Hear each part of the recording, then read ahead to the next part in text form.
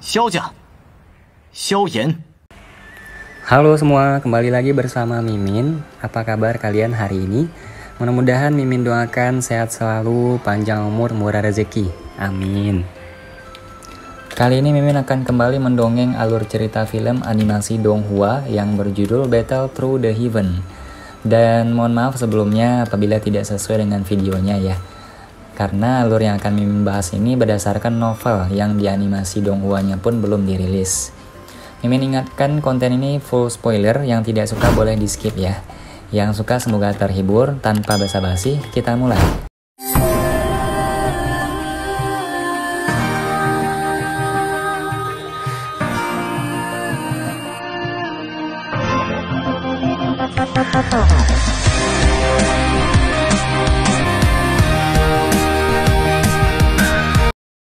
Melanjutkan dari cerita sebelumnya.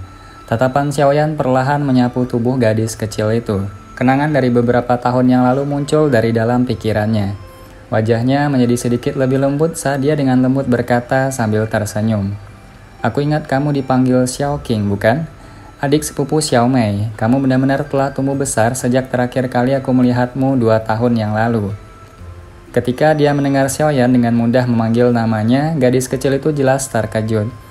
Murid cerdasnya pertama kali berhenti di tubuh Ratu Medusa sejenak. Meski saat ini masih belia, ia masih kaget melihat kecantikan wanita mempesona yang wajahnya tertutup kerudung. Dia terkejut sesaat sebelum tatapannya berhenti di wajah Xiaoyan. Gadis kecil itu mengamati garis yang samar-samar dikenalnya dan berpikir keras. Xiao King tampaknya tiba-tiba teringat sesuatu.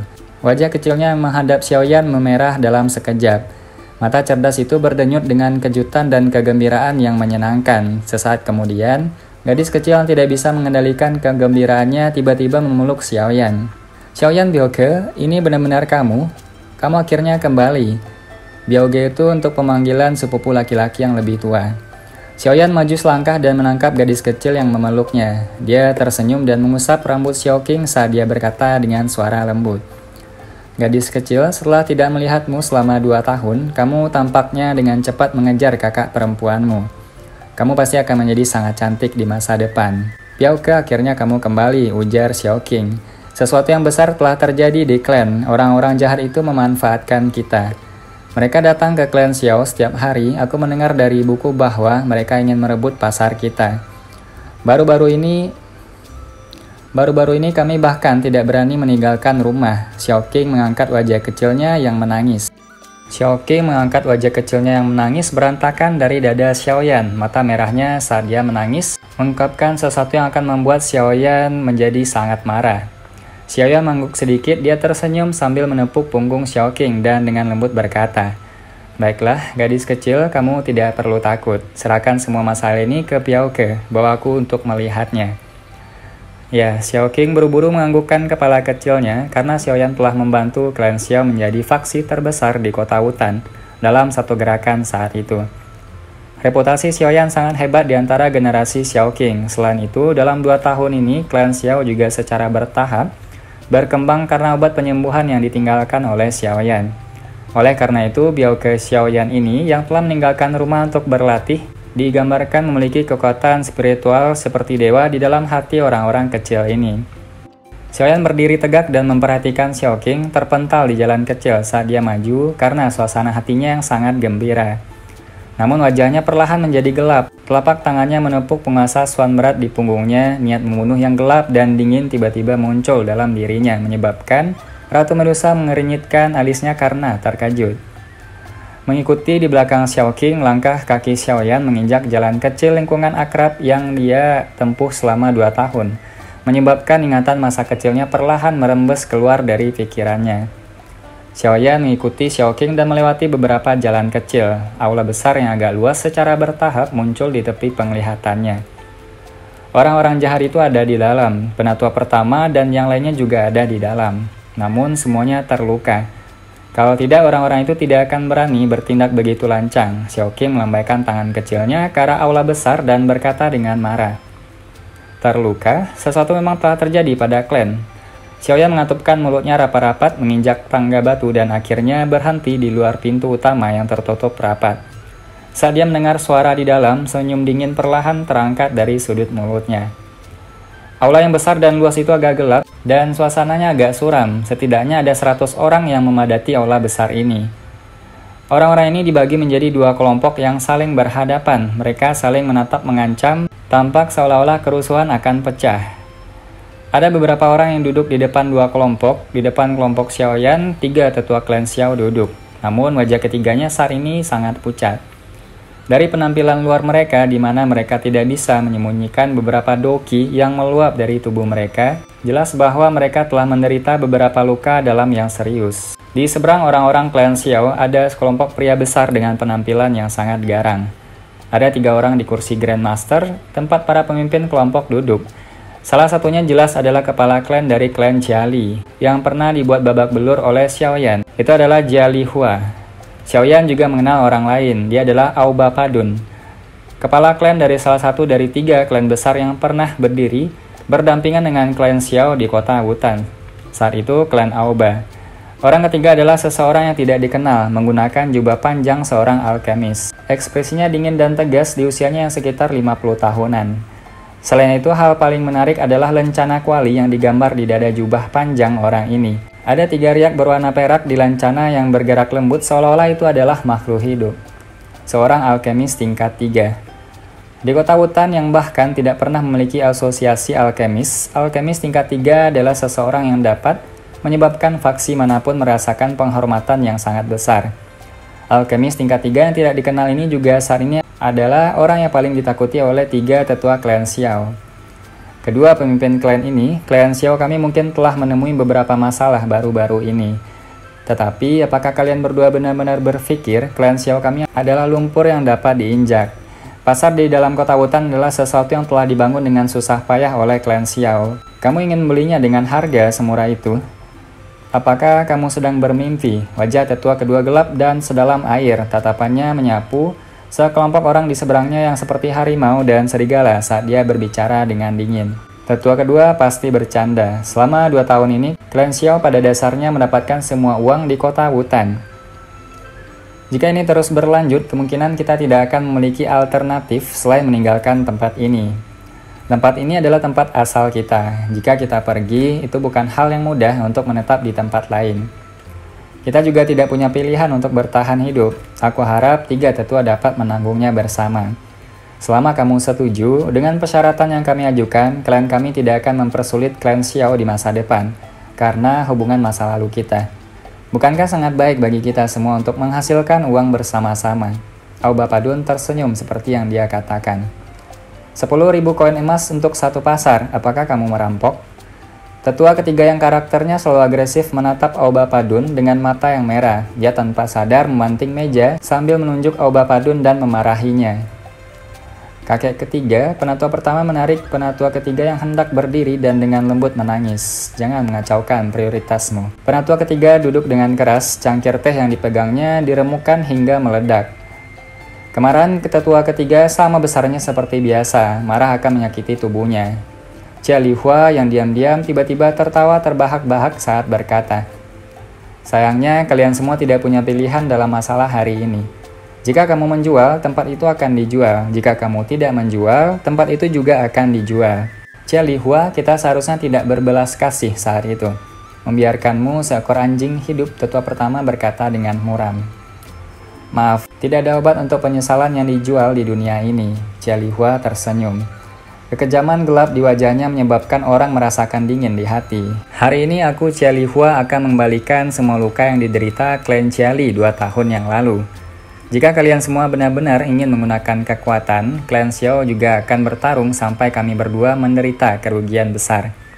Penatua pertama terdiam sesaat saat dia melihat Jia Lihua yang seperti ular berbisa.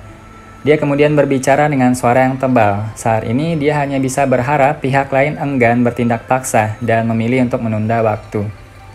Bajingan tua, kualifikasi apa yang kamu miliki saat ini untuk bertarung dengan kami? Jika kamu memiliki kemampuan, pergi dan panggil Xiaozan. Dengan kondisi kalian bertiga sekarang, aku sendiri bisa menghabisi kalian semua. Jia Lihua dengan dingin tertawa. Penatua pertama melambaikan tangannya dan memblokir sekelompok anggota klan Xiao yang marah di belakang. Tatapannya menatap Jia Lihua dengan dingin dan gelap saat dia berkata, "Jika kamu berani menyentuh klan Xiao, keturunan klan Xiao kami pasti akan menyebabkan kamu tidak bisa tidur ataupun makan dengan tenang. Kalian semua bisa menunggu balas dendam liarnya begitu dia kembali." Miliknya, sudut mata mereka tiba-tiba berkedut. Untuk beberapa alasan yang tidak diketahui, Jia Lihua dan Aoba Padun tak hanya terdiam, tetapi bahkan tangan alkemis asing di samping yang diletakkan di kursi tanpa sadar melompat. Sosok muda perlahan muncul di benak semua orang. 2 tahun yang lalu, pemuda ini yang baru berusia 15 tahun yang mengirimkan klan Ciali berkembang dari hari ke hari ke jurang yang dalam. 2 tahun kemudian, pemuda itu langsung memilih sekte Misi Cloud dan bahkan berhasil pergi dengan utuh. Harus diketahui bahwa di mata Cialibi dan faksi-faksi ini, sekte Misi Cloud seperti dewa. Siapapun dari dalam sekte Misi Cloud akan cukup untuk menyapu semua faksi di kota Wutan. Ketika mereka mendengar desas-desus tentang anak kecil dari klan Xiao yang bertarung melawan sekte Misi Cloud untuk pertama kalinya, hampir semua orang di seluruh kota Wutan terkejut selama 1 menit. Faksi-faksi itu yang merupakan musuh dari klan Xiao bahkan merasakan hawa dingin yang dipancarkan dari dalam tulang mereka. Jika bukan karena orang kuat misterius dengan latar belakang yang bahkan tidak diketahui oleh Jia Lihua, memberitahunya berita tentang Xiaoyan yang dibunuh secara diam-diam oleh sekte Misi Cloud, kemungkinan besar Jia Lihua tidak akan berani datang ke klan Xiao dan menjarah mereka saat mereka dalam kesulitan, bahkan jika dia punya 10 nyali dan telah menemukan alkemis tingkat 3 untuk mendukungnya. Hei, kalau begitu kamu bisa menunggu. Ketika kamu menunggu sampai kamu mati, kamu mungkin sekali lagi melihat bajingan kecil bernama Xiaoyan. Jia Lihua tertawa dingin, berencana menggunakan ini untuk menyembunyikan ketakutannya terhadap seseorang. Kakak Ao, kita tidak perlu terus menunda. Karena mereka menolak untuk setuju, maka kita harus langsung mengambil tindakan. Monopoli klan Xiao selama beberapa tahun ini hampir menyebabkan kami bangkrut.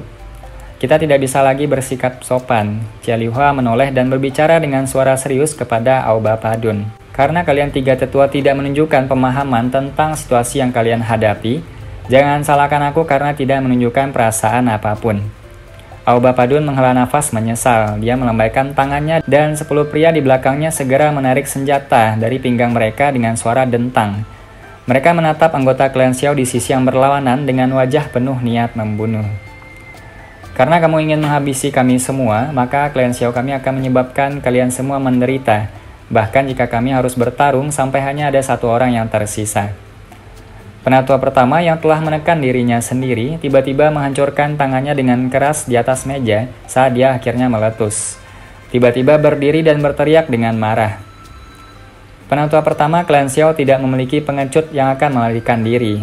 Ayo bertarung sampai mati bersama mereka. Di belakangnya, 10 anggota klan Xiao yang memiliki wajah memerah karena marah. Selama kita bisa menahannya, sampai pemimpin klan muda dari klan Xiao kembali, kita akan menghadapinya. Penatua pertama menangkap udara kasar saat dia mengatupkan giginya dan berteriak.